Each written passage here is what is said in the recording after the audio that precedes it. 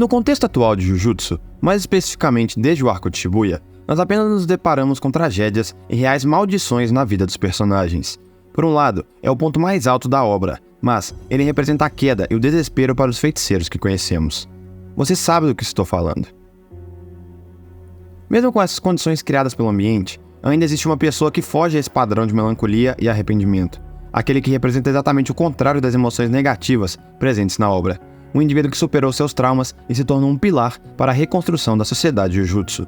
O ideal tão almejado por Gojo, que foi herdado indiretamente por um de seus alunos. No caso, Yuto Okkotsu. O xamã de grau especial, que será nosso tópico hoje e que literalmente representa a pureza dentro desse universo. A qual é mais um aspecto necessário para atingir o equilíbrio que, na minha visão, é o principal foco de toda a história construída nesse mundo. Nós somos apresentados a Yuta durante Jujutsu Zero, uma narrativa que conta os eventos passados antes de entrarmos na história do protagonista Yuji Tadori. Nesses capítulos, tomamos consciência de uma vida um pouco diferente. Na infância, o garoto Okkotsu tinha uma relação única com uma menina chamada Rika. Eles eram como companheiros inseparáveis, uma verdadeira amizade que pouco tempo depois se transformou em amor um pelo outro. E para afirmar o laço afetivo que tinham, eles fazem o típico juramento de casamento quando ficarem mais velhos. Mas lembre-se que estamos falando de Jujutsu, e claro que as coisas não permaneceriam agradáveis por muito tempo para os personagens. Em um de seus encontros, Rika é atropelada por um carro bem na frente de Yuta. Ele, que nunca tinha passado por uma situação parecida, fica paralisado por presenciar a morte de sua melhor amiga. Na verdade, o seu primeiro amor. E em meio àquilo, começa a sair um monstro de dentro do chão, bem embaixo do menino, que nós já sabemos que era uma maldição. Afinal, elas são originárias das emoções negativas dos seres humanos. E ao experienciar um evento tão triste como esse, basicamente, Rika se torna um espírito amaldiçoado. Que na mente do personagem da análise era uma consequência do amor que ela tinha por ele. Quando na realidade, ele que a amaldiçoou para não ter que ficar sozinho e para não perdê-la para sempre. Mostrando que, até de boas situações, ou seja, de uma ótima relação, nascem problemas. E isso deixa claro que de fato o amor é a pior maldição de todas. Após esses eventos, Okkotsu passa a viver uma vida pacata e sem significado. Ele passa a ser alguém tímido e inseguro, que carrega consigo a culpa de não ter conseguido proteger alguém que ele amava. Fatores que o tornam uma vítima de bullying e agressões escolares, fazendo-o cogitar a possibilidade de tirar a própria vida diversas vezes, das quais todas foram impedidas pela rainha das maldições que o acompanhava, Rika. Sendo portador de uma maldição tão poderosa, é claro que o garoto chamaria a atenção do alto escalão do mundo Jujutsu, um grupo de velhos que encarregaram a Gojo o dever de assassiná-lo, coisa que não acontece, afinal, o portador de 6 olhos odeia o fato de retirar o futuro dos mais jovens. E desde o ocorrido com Toji e Amanai Riko, ele tomou a decisão de mudar o sistema de dentro para fora, ou seja, se rebelar com relação às regras antigas e criar um novo modelo para a feitiçaria. E ele faz isso ao negar a ordem de assassinato, sendo contrário à decisão de seus superiores. Satoru escolheu acolher o menino na escola de feiticeiros para que ele pudesse aprender a controlar seu poder e assim não ferir mais ninguém sem motivos. Podemos pensar que Yuta é similar a Gojo no início por ter muito poder descontrolado e ser isolado das pessoas por isso. Mas também ele é similar a Itadori, que embora não tenha poder próprio de uma maldição, é alguém que carrega um monstro consigo mesmo. Ele é uma junção entre os dois indivíduos, a força absurda de um lado e as consequências vindas com ela, e do outro, a bondade e a busca por um propósito de vida. Em função desses acontecimentos, é nítido que o garoto teve uma nova chance para recomeçar. Por esse motivo, venha junto comigo para saber sua trajetória e por que Yuto Okkotsu é considerado por mim uma bênção no mundo Jujutsu. A entrada na escola Jujutsu foi um ponto-chave para a jornada de Yuta. Foi lá onde ele começou a se construir como uma nova pessoa, com novas companhias e oportunidades. E desde então, está em constante evolução pessoal. O surgimento de novas figuras significativas em sua vida são o maior ponto de conquista para ele.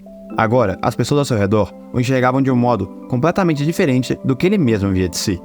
Yuta se considerava alguém sem esperança e futuro, apenas um infortúnio para todos com quem ele interagia. Aspectos que destruíam sua autoestima e aumentavam o peso que ele carregava em suas costas. Mas Inumaki, Panda e principalmente Maki tiveram outra perspectiva a seu respeito. No primeiro contato, ele era uma ameaça para os três, um monstro cheio de energia que carregava uma maldição de nível especial. E foi com o tempo que eles começaram a aceitá-lo e a se tornar amigos, ou até mesmo algo a mais na visão de Yuta, isto é, uma família. Mesmo com essa transformação gradual, o protagonista do volume 0 sempre manteve uma coisa intacta: sua gentileza para com os outros. O desejo de não ferir mais ninguém faz parte da sua essência, tanto que não só os espectadores, mas também o próprio Gojo reconheceram isso. E o sensei fez o convite a ele, já esperando que o garoto pudesse lutar para proteger os outros. Podemos pensar que ingressar no mundo dos feiticeiros trouxe um propósito para a vida de Yuta. Depois de ter perdido Rika, seu mundo tinha ficado sem cor, tinha ficado mórbido e sem sentido. Ele era somente uma casca vazia. Mas, com as novas relações, ele definiu o que queria fazer daquele momento em diante. E isso pode ser resumido nesse pensamento: não importa o que deve ser feito, desde que seja feito pelas pessoas que eu me importo. Os responsáveis por acolherem uma diversidade do Jujutsu são também um motivo para ele existir. Desde que seja pelos seus amigos, que se tornaram sua família, ele não se importa de arriscar a própria vida. Algo que pode até mesmo ser levado como uma dualidade entre eles e seus oponentes durante a produção. Já que Yuta enfrenta maldições, que têm o simples objetivo de apenas destruir e matar humanos, e ainda se depara justamente com pessoas que não têm nada para proteger. Indivíduos que arriscaram tudo por um ideal conturbado e questionável. O maior caso disso é o melhor amigo de Gojo, Suguru Geto. Alguém que também passou por traumas severos e começou a duvidar de sua própria mente. Ele, ao mesmo tempo que queria eliminar os não-xamãs, sabia que não era um caminho correto segundo seus princípios. Mas ele desistiu de dar ouvidos a essa barreira ética e seguiu o lado oposto do que ele sempre imaginou ser.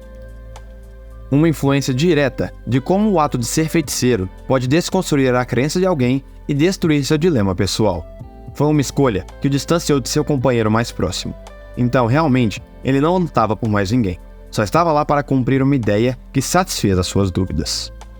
Em sua morte, embora fique claro que Geto odiava os malditos macacos que arruinaram sua vida, o sorriso expressado antes de sua partida foi resultado da fala de Satoru. Uma simples frase que validou a confiança que nunca foi perdida entre eles. Dito isso, de fato Yuta é alguém com um propósito em meio àqueles sem objetivos. Uma similaridade com o próprio Itadori, que deixou de se apoiar na ideia de salvar o máximo de pessoas possível para encontrar algo mais sólido. Tais fenômenos, mais uma vez, validam a ideia de equilíbrio tão desejada pelo mangá. Além dessa associação, é perceptível notar que Okotsu é o completo oposto emocional de Gojo.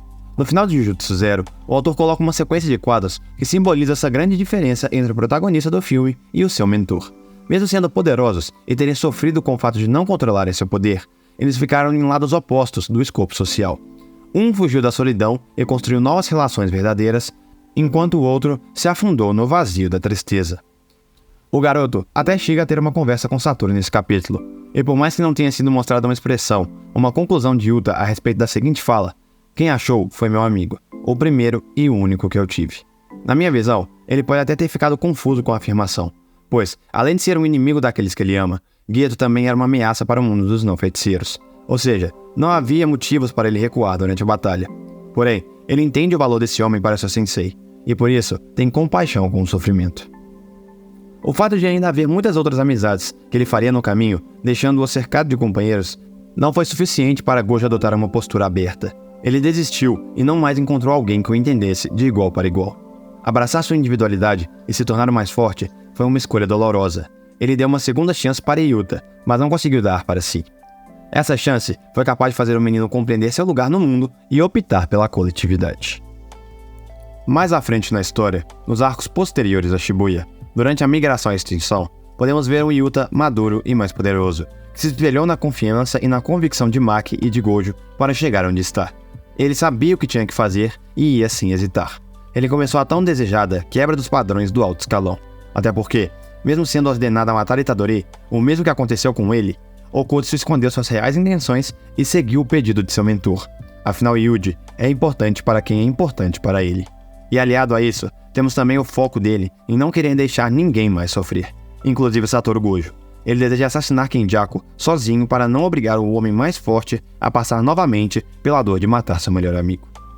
Através desses pensamentos, é evidente que no fim de tudo, Yuta ainda está lá pelos outros, com seu coração puro e com carinho. As correntes de Rika que o prendiam não existem há muito tempo. Ao ter libertado a menina, ele seguiu seu novo caminho. Uma decisão difícil, mas necessária. Ele literalmente se libertou de um dos maiores sentimentos humanos, o amor. Por isso, às vezes para quebrar maldições, primeiro precisamos entendê-las por completo. Assim como o menino Yuta. Em meio a isso, é fato que esse personagem é o homem que mais mudou dentro da obra. E, também, é aquele que representa um novo marco para a era moderna de feiticeiros. Um humano e uma verdadeira bênção dentro de uma realidade rodeada de problemas. E Yuta, na minha visão, representa a quebra da individualidade existente naquele universo e a pureza que existe em cada um de nós. Ele é uma bênção que deu uma nova oportunidade para a construção do equilíbrio e a divergência para mostrar que os mais fortes não necessitam ficar sozinhos. Na verdade, qualquer um tem o direito de sentir o amor e encontrar um verdadeiro objetivo de vida. Para mim, ele se tornou essencialmente uma pessoa melhor que Gojo, por rejeitar a tese do poder como a resposta para tudo e entender que não somos capazes de resolver qualquer coisa sozinhos. Precisamos das conexões com as pessoas que amamos. Ou seja, nossos olhos se encantam com a beleza do mundo, mas é nos abismos da realidade que encontramos a verdadeira essência da existência. Por isso, só alcançaremos a pureza após experimentarmos o sofrimento. Por mais que Yuta não tenha tido tanto destaque nos capítulos recentes da obra, assim como muitos personagens, ele já fez uma grande contribuição para o Jujutsu e para os personagens ao seu lado. Eu desejo que a análise desse feiticeiro tenha feito você refletir sobre o personagem e notar que uma bênção aparece até mesmo nos piores momentos. Se gostou, eu conto com o seu apoio. Curte o vídeo aí e entra comigo nessa jornada através do inscreva-se. Essa foi a reflexão gerada pelo portador da Rainha das Maldições, Yuta Okkotsu. Então, obrigado pela sua atenção e até mais, meus caros.